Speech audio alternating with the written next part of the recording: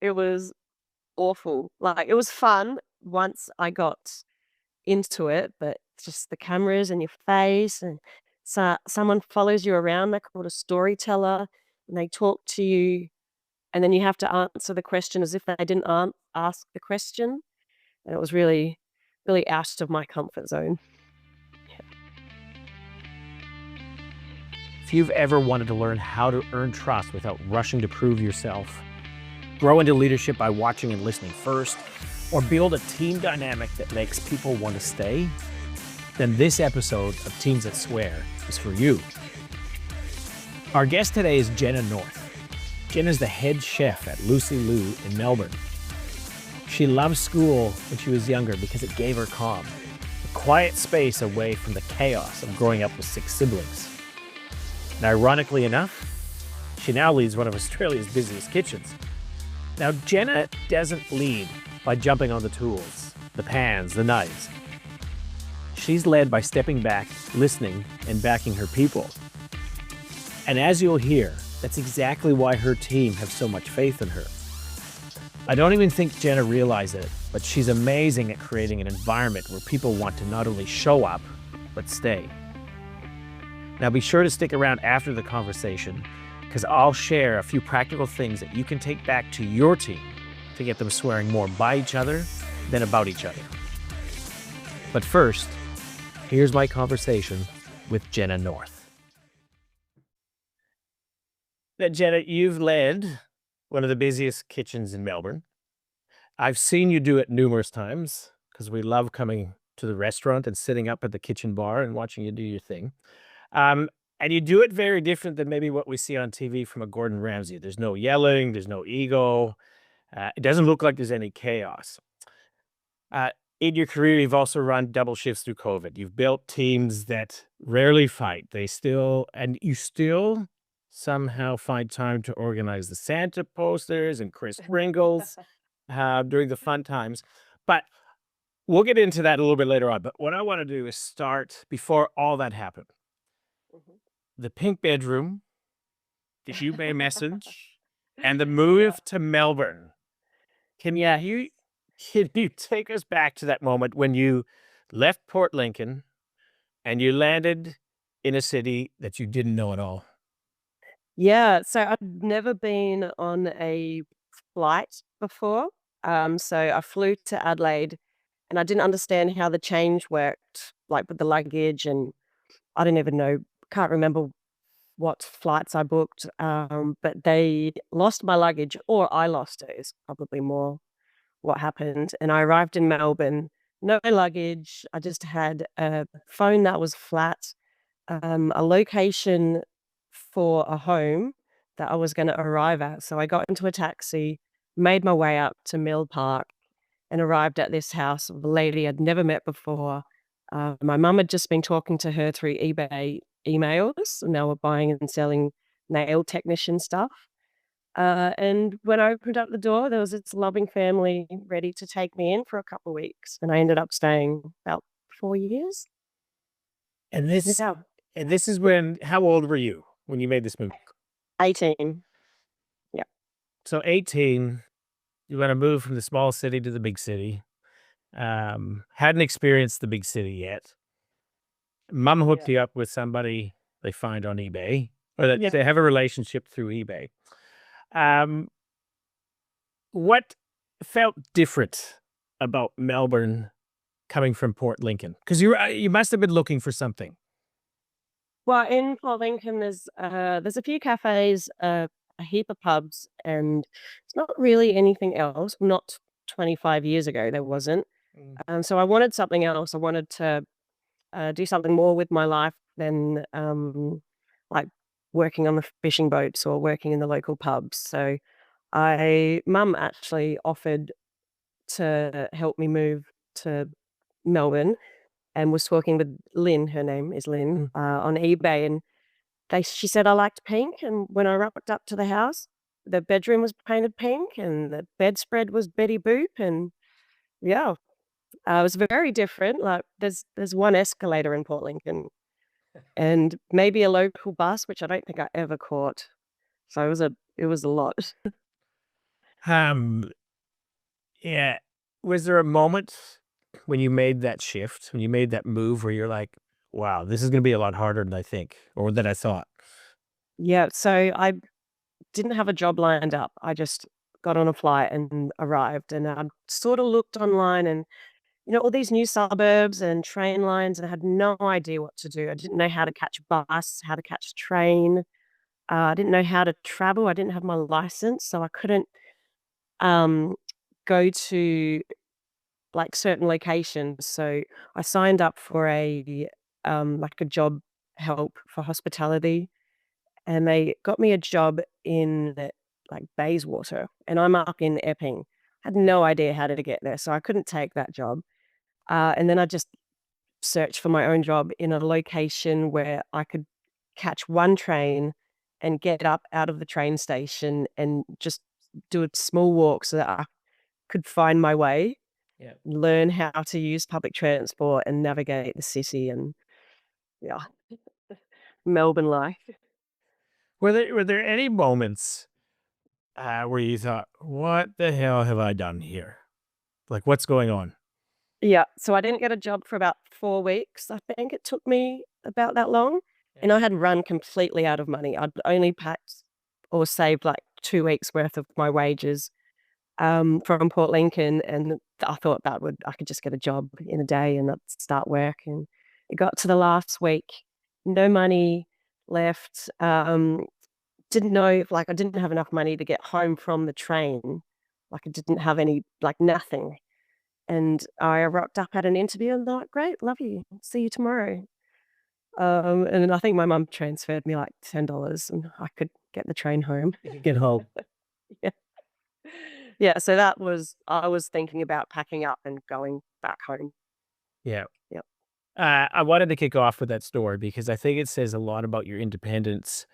Um, I'm curious to know what you think about is if that 18-year-old you could spend a day now in your shoes. Oh my god, do your research before you move location. That's the advice. Do your research. Yeah. Yeah, What? just do a little bit. When we had computers back then, I could have looked it up. I could have asked questions. I didn't ask questions back then.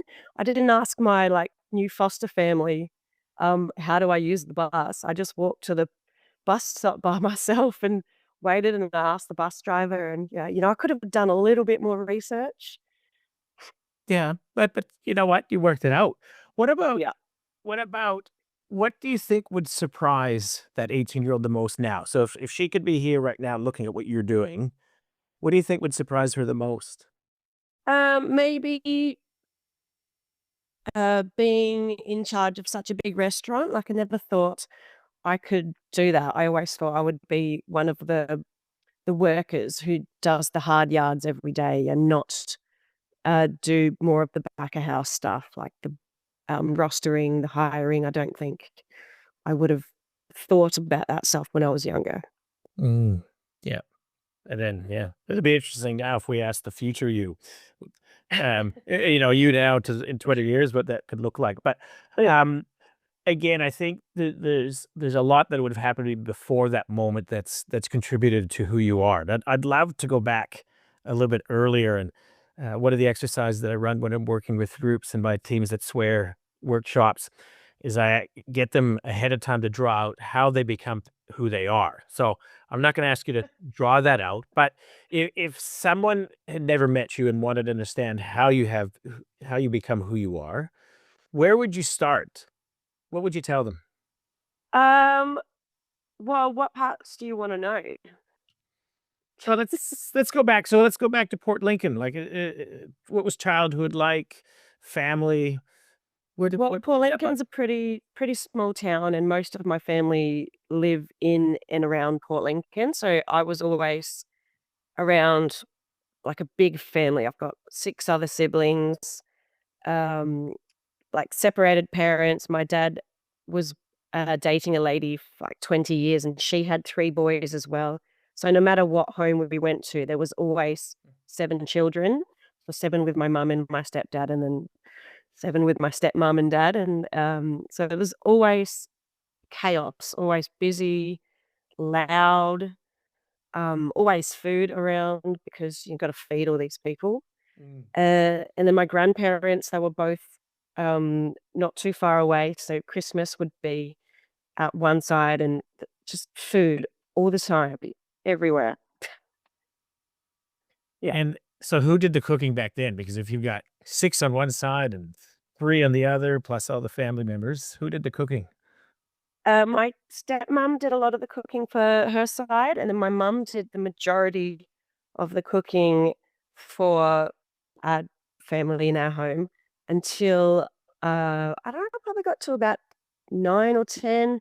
We were peeling potatoes, peeling carrots, doing all, like, the terrible little jobs that people hate doing now and learning how to cook, and Mm. eventually, like, we would do the cookings together, and she and I, we would cook the family meals and, would make the other kids help. They'd be doing the peeling and the chopping of the onions and the bad stuff, and we'd get to do the good stuff. And then Christmas Day was mostly my grandma. She had like, my mum's a good cook, but she doesn't like to do it or didn't like to do it back then. Now she's got a Thermomix and she loves life and cooks every day, but back then, cooking for, like, 9 people, I can understand why she hated it. But she was good, but my grandma had, like, the best food always. She was always home cooking something delicious. Mm, And so obviously mom and grandma had a big influence. yeah, Or there was just from the conversation, it seems like you guys had a strong bond. How would they have described you as that 10-year-old? quiet, always quiet, just silent child, not really speaking up. Um, if they wanted something done, they just had to ask and I would do it. I never really caused any trouble. I was good at school, Mm. always willing to help. Yeah, yeah. So there's that. Now I'm the opposite. So you're quiet in the chaos, and now you're how is Yeah, it? living in the Noisy chaos. in the Yeah, calm, yeah. yeah. Is there a moment that you could remember? Like, what's one of the strongest moments from your childhood's, memories? Strongest? I don't know, I think high school was pretty good. I really liked going to high school, and I really liked going to trade school where I did, certificate 3 in commercial cookery in Port Lincoln, like this tiny little TAFE. And that was some of the best, like, months of my life because it only goes for, like, 9 months, and I met, so many good people who all wanted the same thing, but what I wanted, to become a chef or to, get your dole payments. Um, and yeah, just that was probably it. Probably school. Yeah. Yeah. Away from the home loudness. 'Cause it's a lot having 9 people in one home. So I like to get away and have some quiet time to Yeah. myself That was in your a big quiet time. school. Yeah. Yeah, Yes. yeah. Alright, so then so it sounds like high school was good, then you jumped on the plane, went to Adelaide, lost your bags, came to Melbourne, Yep. then then you got into the cooking scene or the restaurant scene. Um, yeah, you ended up being on MasterChef and obviously at Lucy Liu now, so we'll talk about those a little bit, but how did you actually get your start? Like, where did you start your Melbourne food scene, and then how did that get you into leading? So my first job in Melbourne was above Melbourne Central train station in a cafe called Cafe Era. It was like bright bright orange umbrellas, just your basic uh, cafe. But they made everything from scratch. So they made their stocks and sauces and stuff from scratch, which I was lucky to get because I didn't understand any of that back then. And I was reading about things for like hats for restaurants and awards, like, why do restaurants have hats? I had no idea. Still hadn't done my research on restaurants and stuff, and, um, so I worked there for 2 years and gained, like, speed, and there's, like, a little dance that you do in the kitchen, and it was quite a very thin kitchen, so you had to be able to move with people, and I think I learnt how to dance there, and then I moved to a restaurant called Balzari on Lygon Street. and they were aiming for a hat. That was in their job description. And I was like, "Yep, cool, hats, love them." So I rocked up to the interview with Joel Valvasori, and he was talking. It's so passionate. He was talking about wanting to win a hat. I was like, "What is a hat? What is why do you want this?" And so he explains to me, the award system and how it works and who's involved. So I've worked there for 2 years with him, and we did gain a hat, and we retained it for the next year as well. So that was my first. So the cafe was the first job, and then my first introduction, probably Melbourne hospitality, was Balzari. Then I got to learn, you know, uh, like just a different. Like, the cafe was fun, there's nothing wrong with that, Mm. but getting into the restaurant who wanted a hat, that's where I seen passion for the industry. It was like, people want more for their life. They don't wanna just stand behind an oven and cook away. They want to, like, be better and grow and do, like, all these wonderful things, and I think that's where I learnt my passion. So what changed for you? Because, yeah, 2 very different environments, but how did that impact you in terms of when you first came into that restaurant on Lygon Street, which is a famous street in Melbourne for any of the foodies or non-foodies? Um, yeah, what changed for you there? I think I wanted to develop skills rather than just earn money.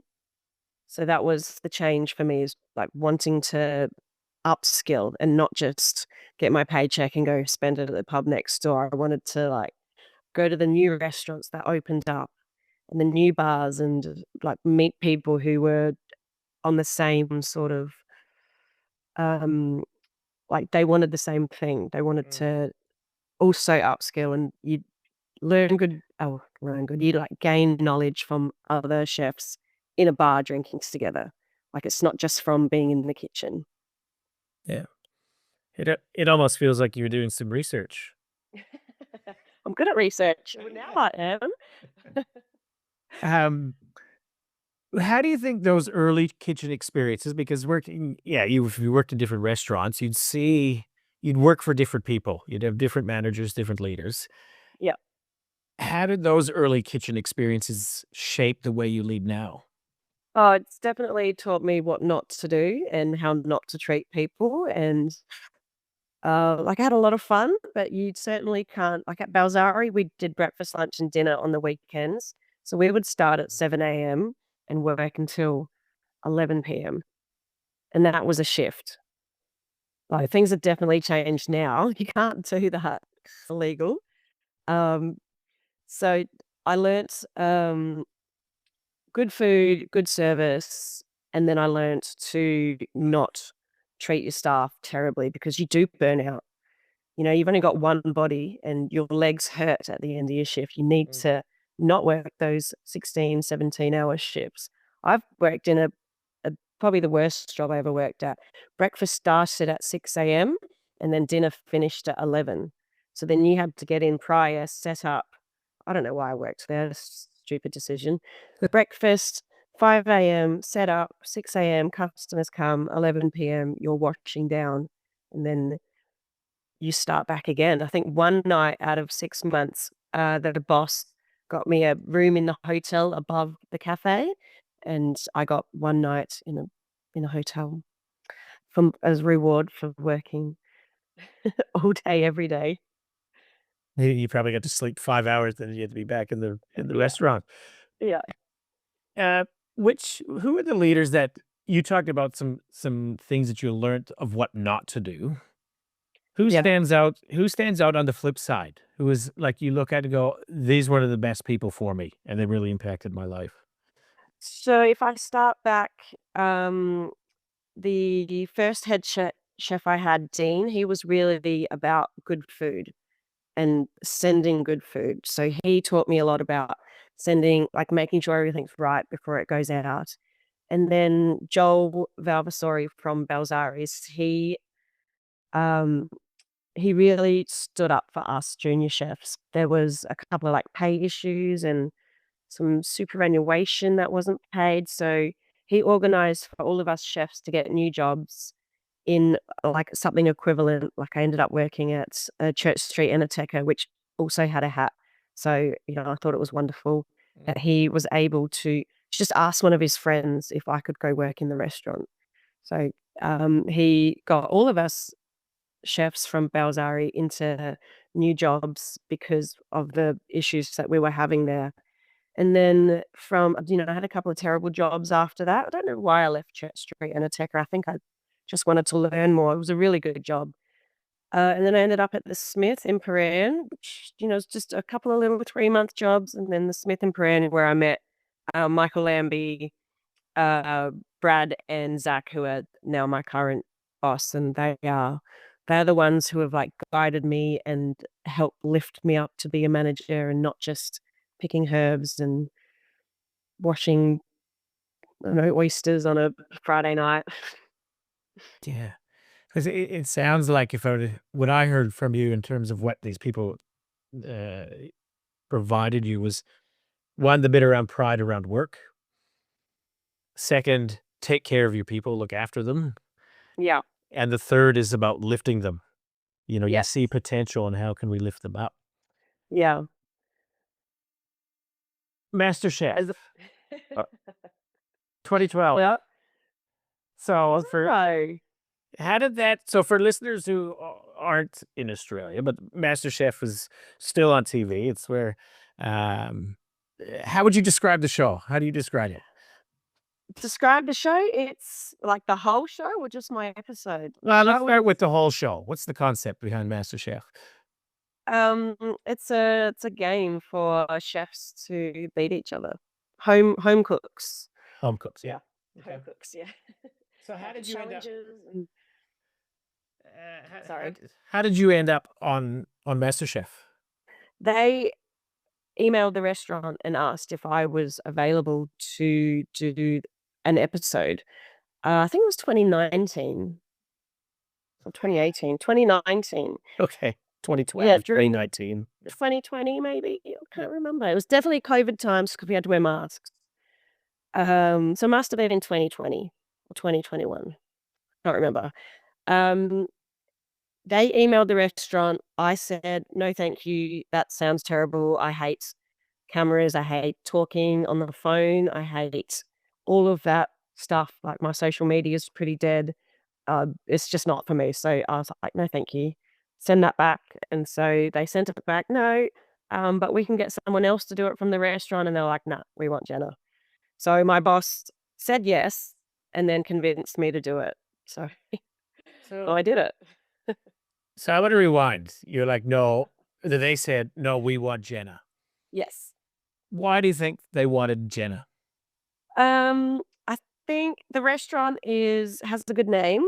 So it's familiar for people at home. And I don't think there's that many females that run such a big kitchen. Like we're definitely out there, but I think I fitted what they wanted and they were having Lucy Liu and Jenna or nothing. So they got Lucy Liu and they got Jenna. Yeah. You did not like doing any of that stuff.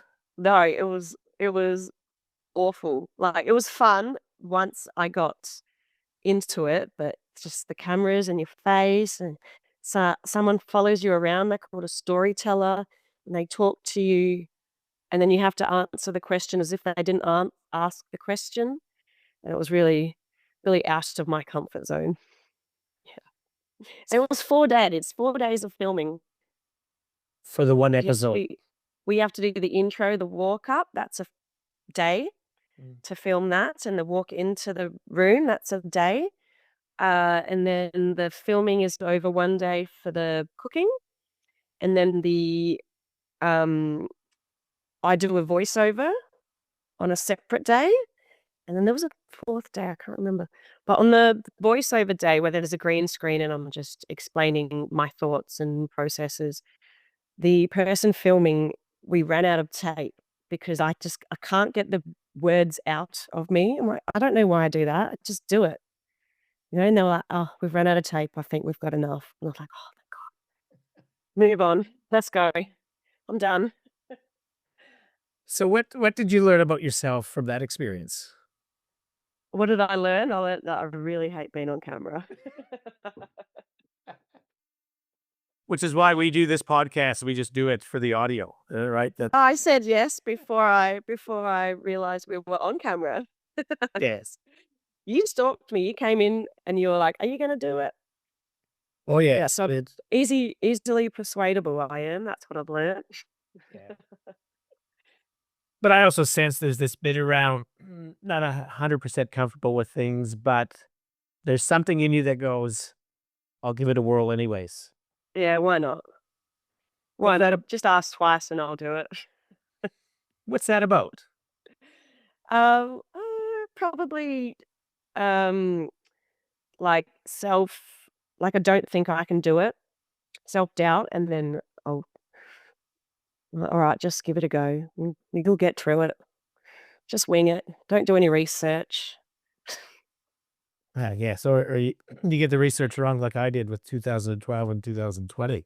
Anyways, I think it might have been 20 or 21. Yeah, I'm not like that. That's out of my brain. I can't remember. It was a lockdown. It aired on a Wednesday night, my episode, and then on the Friday we went into lockdown. So it really didn't help the restaurant at all because we had to shut. We couldn't like reap the rewards of like, yeah, all the PR. yeah, all the PR that I had to stand in front of a camera to do. Those 4 days. Well, I'd, so okay, let's talk about COVID then, because everybody experienced it differently here in Melbourne. Obviously, some of the toughest lockdown laws in the world. Yeah. What was that like for you in the restaurant?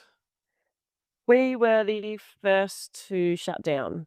So, um, I don't like my memory's a bit funny on it because, I've blocked it out. It was tough times and don't want anything to do with it again. So we shut down.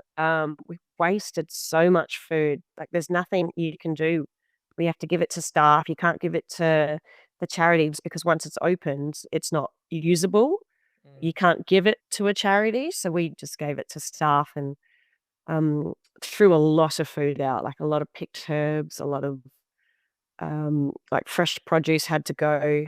All our seafood all had to go. Like we didn't know how long we were going to be shut for, so we held it.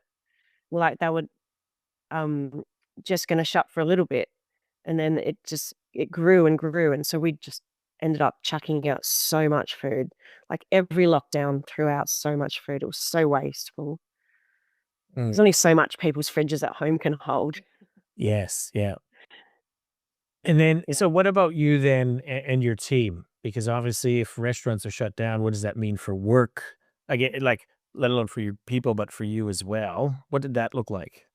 Well, there wasn't a plan to stay open and do takeaway through the first lockdown because we didn't have a license to do takeaway, so we like legally couldn't do it. So I've got a job working in a fridge and freezer factory, driving an electric pallet jack, packing orders for Safeway. That was some good times. I loved that. Rock up at 5 a.m., 4 a.m. sometimes if it was busy. That put on freezer gear and drive around, put a headset on. Some ladies telling you what to do, like a voiceover, like go to bay one, pick two, and you repeat it back. And it was just mind numbing. Put it on, drive around. You talk to no one until lunchtime, and lunch is half an hour. Go put your headset back on, talk back to a computer, and day was done. It was great. So, what did you No like one about was let that? down. The work, I'd never been paid per hour ever. Like I was always on a salary, always, when back then, when you worked for salary, you'd do like 60, 70 hours and you get paid for 38. This was my first job. You work 45 to 60 hours, you got paid like per every 15 minutes. Why have I been missing out on this my whole life? So it was tempting to just leave the industry during COVID and never come back because I could make my wage by doing overtime in a Mm. factory. So, and just the reward of getting paid for what you've worked, like they're getting paid for your time. It just felt great. I'd never had that before. Yeah. Mm. And the people were great there too. Yeah, love them all. I'm still in contact with a few of them. So what brought you back? Oh, well, we just kept coming out of lockdown and work needed me. And so I would just, I'd go back, and then we started doing takeaway. The government allowed us to have a takeaway license. So we started doing this thing called Providore, which is a take home. You order it and it rocks up at your doorstep at like 4 a.m., 5 a.m., like a farmer's pack. And it was ready to go restaurant meals. So we would make our short rib, we would pack up our kingfish into cryovac bags and put some ice packs into this little moon boot and send it off to someone's home with instructions on how to reheat it and place it. And then we'd go into another lockdown, and I'd go back to the factory and have a good time, and then we'd reopen, and it just kept dragging back and forth, back and forth. But Providore, I absolutely hated. It was, you're packing nice food into tiny little plastic containers, like thousands of plastic little containers, like 6 little garlic chips in a little container so someone can put them on their prawn dumplings at home, which, just the the job was awful for me, just packing tiny little containers, little sauces, little bits of garlic chips, little garlic chives, and each component was in a separate little container, and I just couldn't stand it. I'd rather be in the factory, uh, cruising around by myself, having a computer tell me what to do, where to go.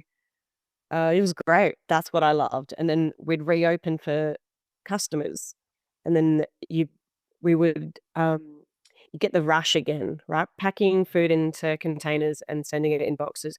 There's no rush. There's no instant gratification.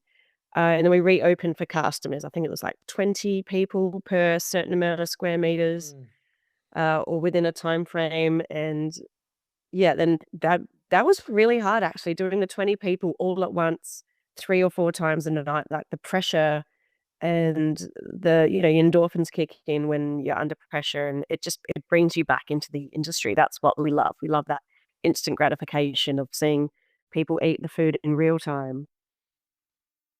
So you talk about the word pressure. You mentioned it there. How how do you cope with it? I don't know. Is that a learned skill? Is it something that you've just always been able to do? Maybe that's what comes from living in a household of 6, or how have you learned to deal with pressure? Well, in my early years, I don't think I dealt with it as well. Definitely, like, said some things in the heat of the moment that I shouldn't have, or like, I haven't thrown anything. I haven't done anything like that, but I've certainly picked a couple plates up and thrown them in the bin, out of a rage. So I don't do that anymore. Those days are over. I just think everyone's feeling the same thing, and well, they should be. If they're not, they're probably not doing a good job. Um, and when you're under pressure and like someone is not treating you well, or um, you're making the situation worse, and you feel worse about yourself, and then it snowballs and everything comes up a little bit slower, and Uh, yeah, so if I don't know, I would prefer everyone to have a good time at work. So I try and keep all of that pressure of the restaurant, like the bad stuff, to myself, because I know that I can handle it. And then I let the juniors sort of have a better time. Like if there's anything wrong, I'll be the one to fix it. Or I don't know how I learned that. That's probably being the second eldest of 7 kids. You take on that sort of responsibilities without knowing it. Mm. It just becomes natural, or yeah, you learned it without realizing you learned it. Yeah. Okay, so you started to talk about what it's like at Lucy Liu right now. We moved on past past COVID. What is so head chef? What does that actually mean? What does your role actually involve? On a day-to-day basis, I rock up in the morning, have a coffee with my boss, and we go over just any little issues or something new, something that we don't like. Just have a little chat in the morning, and then I go around to the sections, make sure they're all okay, check the ordering that comes in, and then fix anything that comes up, like if something's missing, or if something wasn't ordered, I'll fix it. If something's broken, I'll call and get it fixed, or attempt to get it fixed. And then, uh, when I'm at work, I'm the coordinator. So I'll stand in the middle of the restaurant in the kitchen, and the dockets come in and all the dietaries, and I sort it out and I control the pace of the food going out and the pressure of the dockets, like the orders being too heavy on our fryer section, for example, you sort of thin out what you're asking from one section, and you'll stop them and ask from another section so that one section isn't going down or Yeah. like just doing 100% of the work. You sort of got to control where things are coming from. Yeah. Yeah, and then the ordering at the end of the night or hiring. I do payroll at work, so I make sure everyone gets paid. Yeah, there's lots of little stuff that I probably don't think of myself. I just do it. You just do it, and probably from uh, somebody who's at the restaurant eating wouldn't even think of that because you're at the front, Yeah, I'm just straight. standing there doing nothing. Yeah, I've had Yeah. customers ask me, "Am I a chef?" And because I do just stand there and I don't cook, I just stand in the center and I talk to the other chefs. And yeah, I've had customers ask me if I was a real chef, and I was like, "Yeah, yep." Yeah, I could do it. I'd probably think now if I got back into a section, it'd be a, because you lose your skills when you stop doing them. Like I'd pick it up pretty quickly, but certainly lose the dance after a while of not doing it. So standing there, just doing the dockets and then stepping into a section, I'd sink it for sure. Yeah. How did you get to be head chef? And what was that like in your first days? Because I work with leaders from all different levels, and there's some people that are new, and there's lots to learn, and then there's some that have been doing it for 20 years. There's still lots to learn there. But what was it like? Like, how did you get that role, and what was it like early days? What was your approach? So I got a job at the Smith in Paran, and they were opening up a second restaurant called Lucy Liu. And I wasn't given any choices. They were like, "You're going to Lucy Liu." And I was like, "Okay, sure." And there was no job titles when we first started. So there are 24 chefs on the roster. None of us had any titles. I'm sure Zach and Michael had an idea of where everyone was going to fit in, but none of us had any titles. We just sort of fought it out.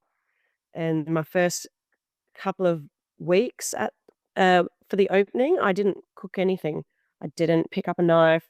I just showed uh, I think I was on ladder section. I just showed everyone what to do, how to do it, because I'd had a little bit of knowledge from the Smith. It was like I knew how the bosses worked and what they wanted, so it Yeah. was quite easy for me to step in and lead. If someone had questions, they could come to me and I would have answers.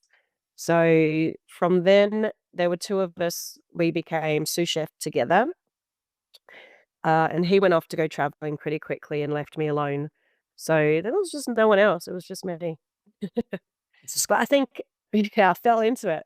No, they seen potential in me, my bosses, and helped me grow. Like I've done leadership training, I've done a couple of courses, which I absolutely hated.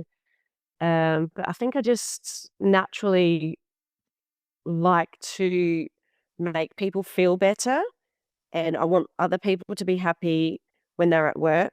So that, I think that has helped me um, step up and have, because people can come to me when they have problems, whether it's work related or not, and I will be there for them and make sure that they're okay. So, what you just described is what Dr. Amy Edmondson, who's a researcher from Harvard, would call psychological safety.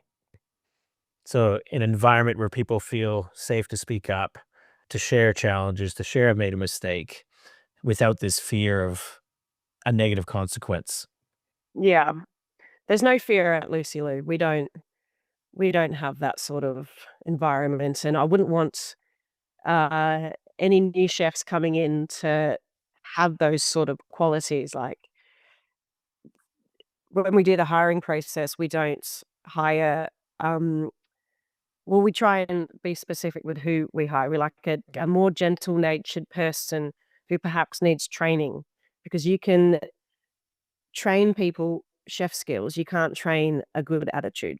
Well, it's really hard to, Mm. like, beat it out of them, and I don't wanna beat anyone down, that's not fun, and then all your attention goes to that one person who's a little bad egg, and you're left with 23 other chefs who need you, maybe not as much, and they all miss out because you're focusing on one bad hire.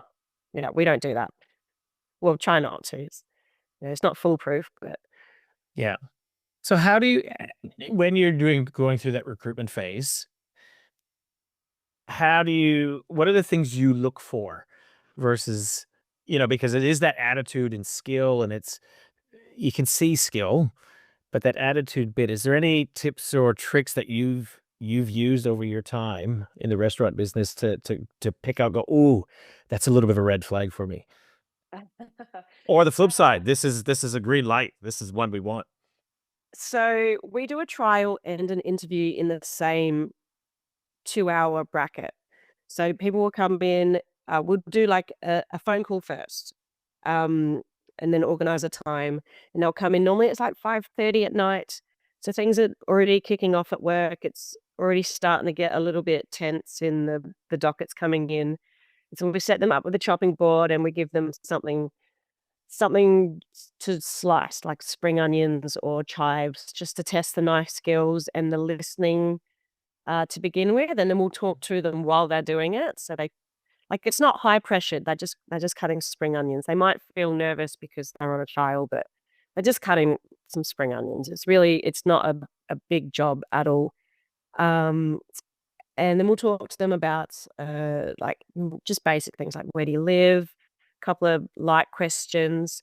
Where was your last job? Why did you leave? And then we get them doing just a plate up. We don't make people cook, because we will teach the cooking, but we'll do the plate up to see if they can be shown how to plate up the kingfish, which is, it's not intricate or anything. It's just a little sort of a flower on the plate, and then if you show them one, and then they can do it almost the same, and you show them it again, and if they can produce that, because we'll sell like 50 kingfish in the next hour. So if they can't, within that hour, do Mm. the show, like how we've shown them to do one thing, then maybe there's some issues there that we won't hire that person. But we'll still give them a chance. They'll still go through their 2 hours, and we'll, finish it off and whatnot. But normally, most people can do all of that. So we look for, how do they interact with the other chefs? Because all our chefs are really friendly and talkative, and so then we don't expect them to talk to them, because it's a nervous Yes. situation, because Yep. you're already inside the kitchen and are, asking you weird questions about, you know, where's your favorite restaurant and what kind of food do you like and that sort of stuff. And you probably, that's not expected in an interview. So yeah, it's just based on, like a gut feeling, really. And then I'll ask the chefs who I've put them in with, like, how do you think? Do you think they'll fit in with you? Do you think they'll be able to learn? Like, if you showed them the kingfish 3 times and they couldn't do it, they'll be like, "Oh, maybe a different section," and then I'll know they're not for us. Yeah. But we have had people come in, do that, try and, like, kick a bin. So, instant no. Like, that. That's the red flag. Yeah, yeah, yeah. Or I've had a chef on a trial. I gave him the jobs to do, and I put him next to me because he was gonna be, something of a more senior role, Mm. like a CDP. Put him next to me, I gave him a little choppy job, he'd get it fine, And then he just, upon himself, cruised around the restaurant and like put his finger in food and was like, "Oh yeah, I think I can make this. Yep." And then didn't like do any of the plating jobs that I showed him. He's like, "No, I've got this." I was like, "I don't think you do. I think you're going to be a clipboard chef where you're just going to walk around and not do anything. You're just going Mm. to pretend." Yeah. So we did not hire that person. Yeah. But we do a pretty good job at hiring. Yeah, and I suspect with the experience that you've got, like you just shared a few different tips in terms of one, what I heard was, can they adapt? Can they learn? Are they Yeah. teachable? Are they coachable? Yeah. Also, the bit around like how do they fit in? How's that going to impact the dynamics of the group already? Yeah. And then that last bit there is just I don't know how I'd describe that other than perhaps a know-it-all or somebody who thinks that they're above and they'll just walk in and be able to be the star right away. Yeah. Yeah. He certainly wasn't the star. Yes. No, we have a really great group of chefs at the moment. They uh organize events with each other. They'll go out and play badminton out in Hoppers Crossing together, and they'll organize if there's a new Thai restaurant opening, like we all love Thai food. If there's a new one, they'll book a table. One of them, quite often you have to line up. You can't book a table. So one of them will go stand in the lineup and then text when they're close, and then the other, 15 of us will come up, and so they're all really sweet and gentle, and skills can be taught. You can't teach teamwork. Like, that's well, you can, but it's hard to, um, get people to understand that teamwork comes before your own section. If you're running behind and you haven't helped put away the fruit and veg in the morning, and you're running behind in the afternoon, they'll still help you, but they might be a bit spiteful. "Why didn't you help us in the morning?" So, yeah. So that makes me think about well, there's one thing you said about like the team going for dinners together or playing sport. There was research done at MIT, and they put all these electronic gadgets on people and then tracked what they did. And one of the things that they found with the most successful teams is they could predict 30% of a team's success based on how much informal time they spent together. Hmm. Informal time might be going for a coffee, Yeah. taking a break out of the office. Or uh, in your example, it's like going and doing activities or going for dinners together. Now, Yeah. uh, that doesn't happen all the time. It doesn't necessarily happen naturally. And I can't help but think when you were talking about the environment that you want to create, where people feel safe, if they've got challenges, whether it's from home or from work, they can come and talk to you. What are the things you do to create that environment that you talked about? You want workplace to be somewhere fun, somewhere where they want to come to, somewhere it's safe. What are some of the things that you do to create that environment? We celebrate outside achievements. So and birthdays. So for every chef's birthday, whether they like it or not, they get the cake and we're singing happy birthday, and we'll take a video of it, put some photos up on social media. One of the girls is really into Pilates, and so um, for her birthday, we got instead of a cake, we got her Pilates socks and some other little bits and pieces, and the restaurant pays for it. But what ends up happening is all the chefs, like you do it a couple times, and then all the chefs get involved, and they are like one year I had 4 cakes because they just bring them in separately. Like they talk to each other, but they want to do it and they want to do it. And um, I think if you lead with uh, like something like that, that's fun and good that everybody enjoys, then everyone starts doing it for each other. If it's someone's birthday and they haven't told us, and one person knows, they'll like put it in a group chat. We'll Uber a cake in, and or if it's their day off, we'll do it when it's their day on, sort of thing. Yeah, we sort of get to know each other and what we like, and yeah.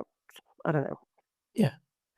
And what about, so I think you're very humble because when I asked you the question, you said, this is what we do. And it sounds like a we. But there's something that I suspect you would do that makes people feel comfortable to come up and talk to you, to ask you questions, to share something that maybe they wouldn't share with others. What do you think those things might be? What is it that you do different than, say, perhaps a different leader they might I think experience? just listening to what they have to say from start to finish. Like, people want to be heard. They want to tell their whole story and not just be cut off and, um, "If I was you, I would do this," and, like, cut them down, cut them off sort of thing. I take the time and I stop and listen, no matter how ridiculous it is or how important it is. I will stop and listen and hear them out completely. So the listening bit, yep, absolutely, and people wanna be heard. That's that's one of the key characteristics of trust. Excuse me. Yeah. I'll often work with teams to create what we call, or what I like to call, trust that performs. So, what would you say? What does trust that performs look like in a kitchen? Oh, I don't know how to explain that. Um, I don't know, when you say you're going to do a job for them, like a prep job, and then you actually do it, 'cause I'm Yeah. not sure. But what could it be? So, what role? It's a way of saying, what does trust look like in the kitchen? So, obviously, hey, if you're going to do something, or you say you're going to do something, they do it. Well, like, sometimes if we have sick days and there is, like, no one like, we'll make sure that that section is covered by a casual, or we'll do it ourselves if we can't find a casual. We'll never let them, um, be solo or pushed to their their extreme level of, like, "It's too busy, I can't do this by myself." We never let we never let them ever go that far.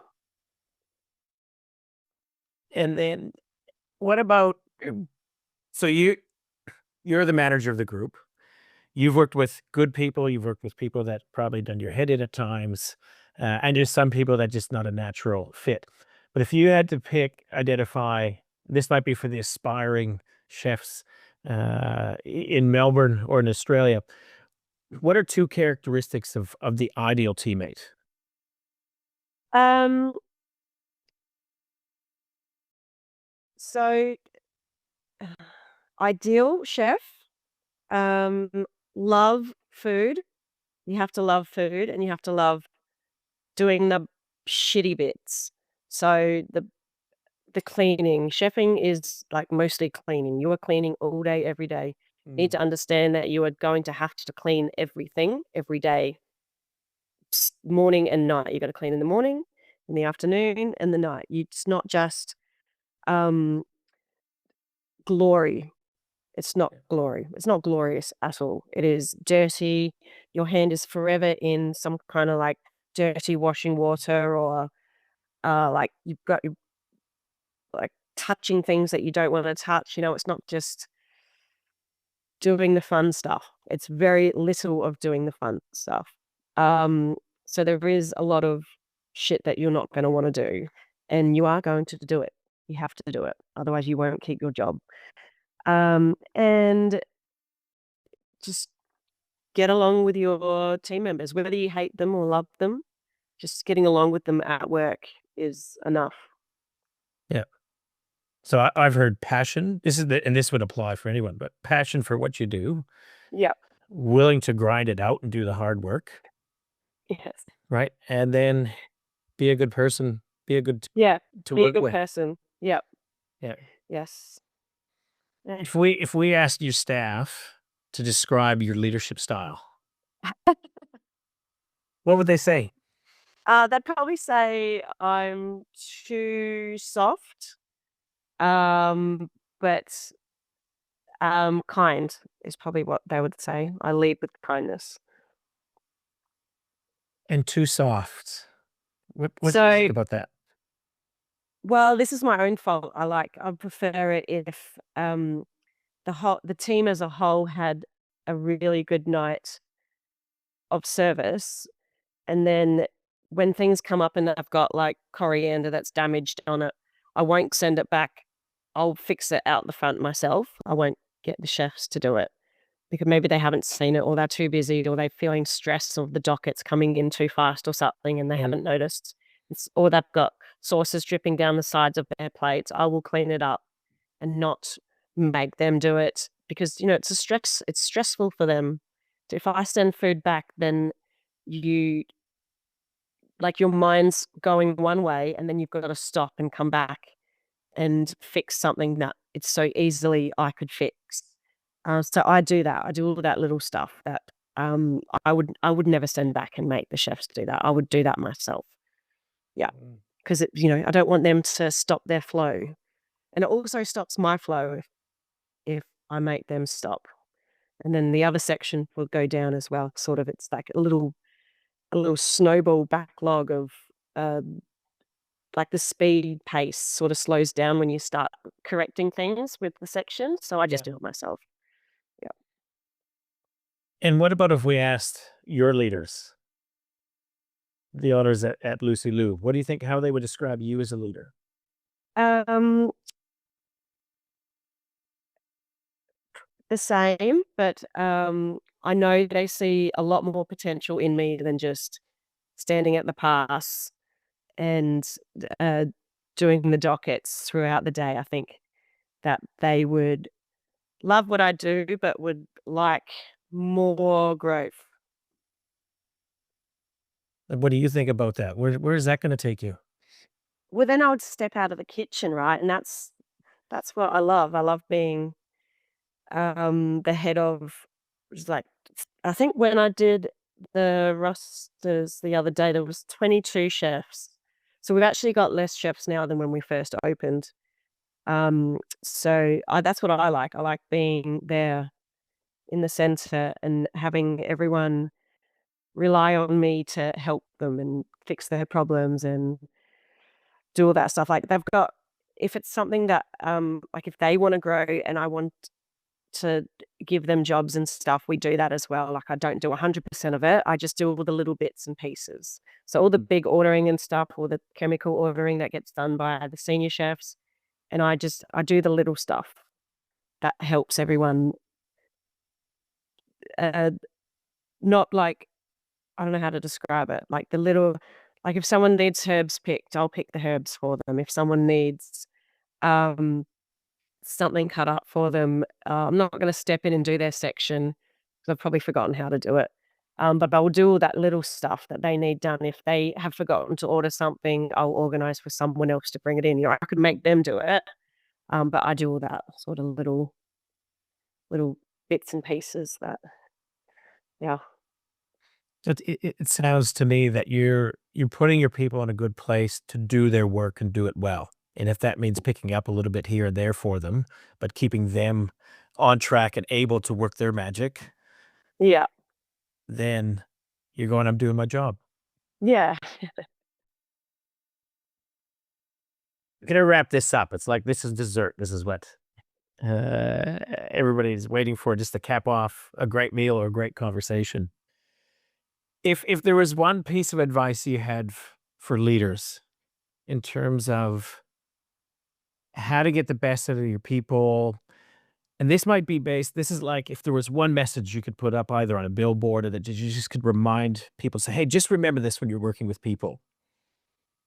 What would it be? Listen to what they actually want.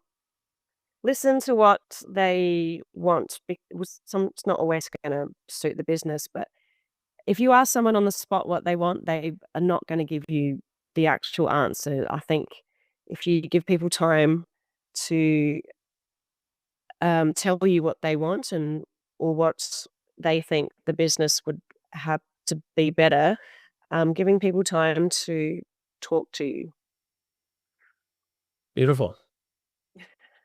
Great advice from great experiences.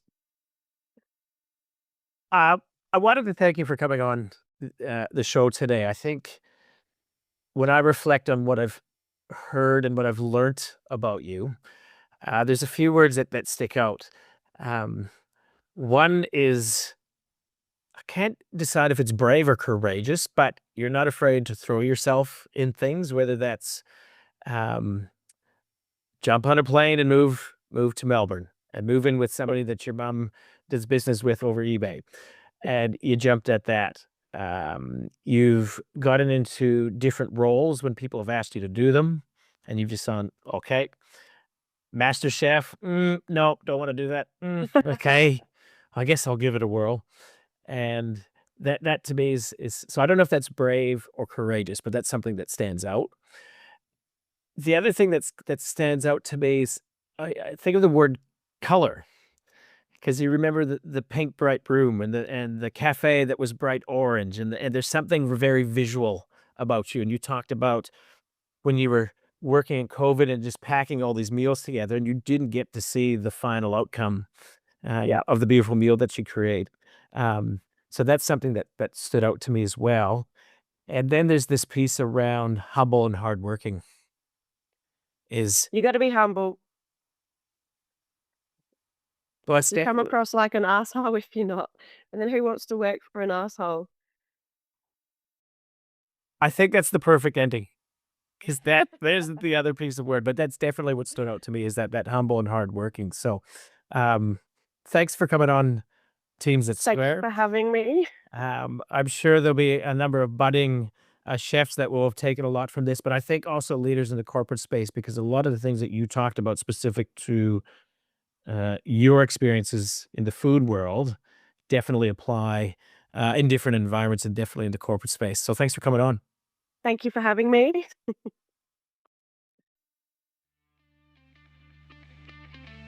Hey there, it's Adrian. This time a few days later, after meeting with Jenna. Now, what really stuck out to me was how intentional Jenna was, but it was like she was never forcing it. She didn't choose leadership. People saw the potential and put her in those types of roles. And when she got into it, she didn't rush out to prove herself on the tools. She watched, she listened, and she got right into the mix of things to help her people do what they do best. I think it's safe to say that by doing that, she earned trust that helps her perform. Now, if you lead a team, here's something to think about.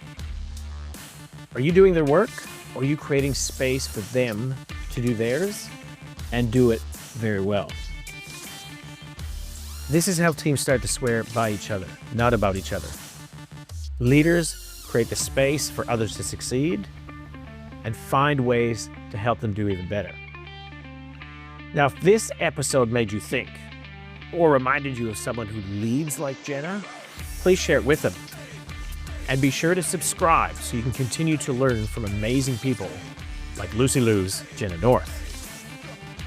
Now, if you want to talk about how I can help your team swear more by each other and less about each other, and help you lead with more clarity, trust, and rhythm, please reach out. I'd love to help.